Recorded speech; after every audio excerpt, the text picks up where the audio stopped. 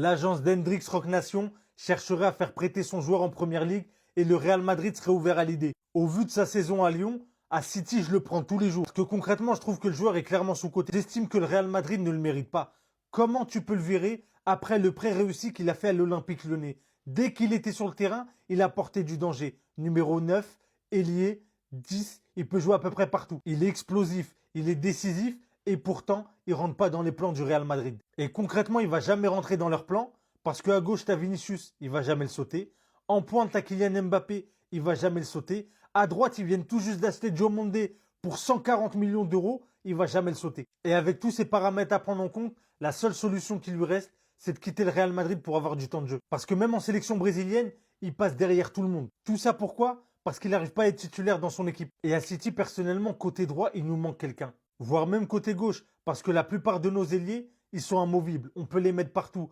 Doku et Semenyo, ils peuvent aller sur les deux ailes. Et au pire, quand Haaland a besoin de repos, on le met au poste de numéro 9. Après que Bobby Hendrick il ait passé sa vie en prison avec Ancelotti et la saison qui nous a sorti à Lyon, j'aurais jamais pensé que Madrid lui aurait fait ça. Depuis tout ce temps, Mourinho et Pérez ils sont en train de trafiquer un plan pour l'éloigner de l'équipe la saison prochaine. Mais avant ça, selon le journal AS, après que le vieux il ait échoué dans les dossiers Rodri et Olysée, il y aurait encore une surprise dans les prochains jours. Ce sera un TikTok à ne pas confondre avec un tic-tac. J'espère que c'est pas Tchouaméni parce qu'on pourra pas choquer l'Europe sans lui. J'en profite pour revenir sur Adam Wharton parce que je vois que tout le monde est en train de le propagander comme si on allait retrouver notre niveau en 2017 avec lui. Il contrôle bien son mitard, il a un bon pied gauche mais je vous conseille de l'oublier si vous voulez pas être déçu. Le vieux il est plus là pour ramener des frérots qui viennent confirmer leur statut à Madrid. Il veut des game changers qui lui ramènent la Ligue des Champions chaque année. Concernant Bobby, Mourinho l'a convoqué, il lui a clairement expliqué qu'il aura le même temps de jeu qu'Ancelotti lui donnait quand il était en prison sur le banc. Hendrick il est pas contre, donc maintenant il veut rejoindre un club qui va jouer la Ligue des Champions et il veut être le numéro 9 titulaire en mode il y a personne qui parle avec lui. Aston Villa et l'AS Roma ils sont déjà en train de le guetter et moi je vais vous spoiler. La saison prochaine là, la saison qui va sortir, il va choquer le monde entier. Le vieux il a décidé de virer tous les jeunes mais de garder Tchouaméni, y a pas de souci boss. Mais quand on va galérer à faire des ressorties de balles contre Vallecano, faudra pas bégayer. En attendant la surprise, n'hésitez pas à me donner vos avis et surtout à vous abonner, sinon encore une fois c'était votre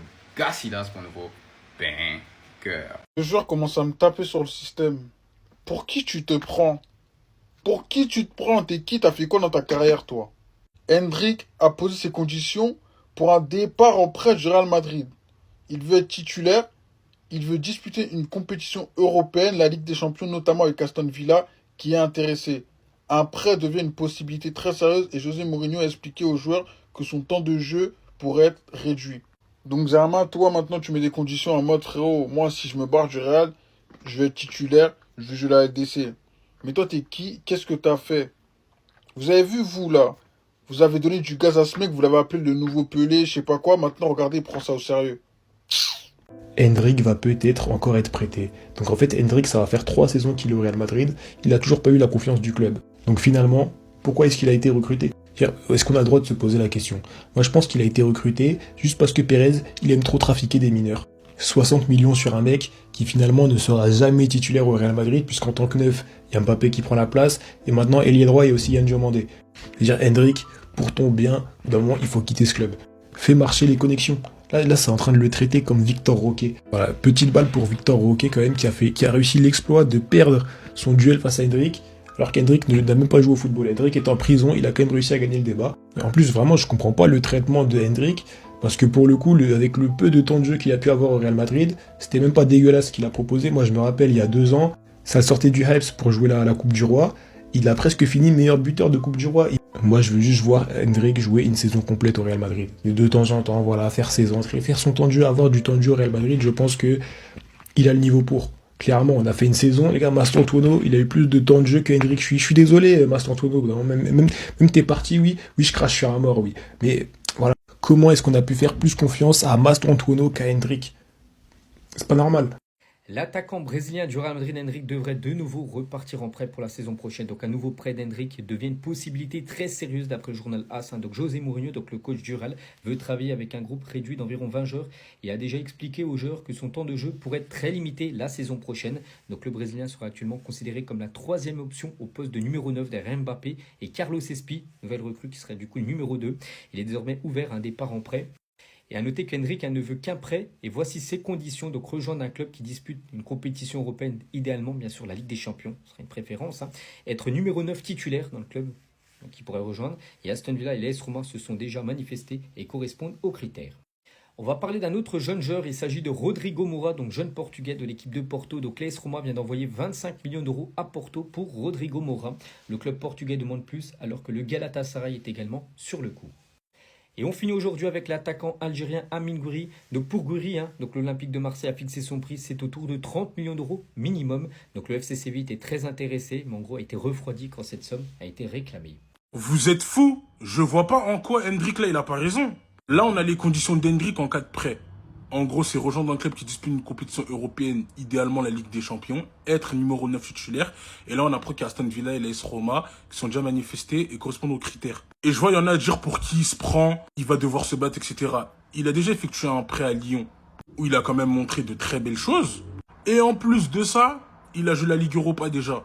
Là, bien évidemment, il vise à jouer la Ligue des Champions. Il a clairement le niveau pour. Et à ça, il veut être le 9 titulaire. Il y a quoi de déconnant? Je vois vraiment pas en quoi il abuse. Là, c'est vous abusez.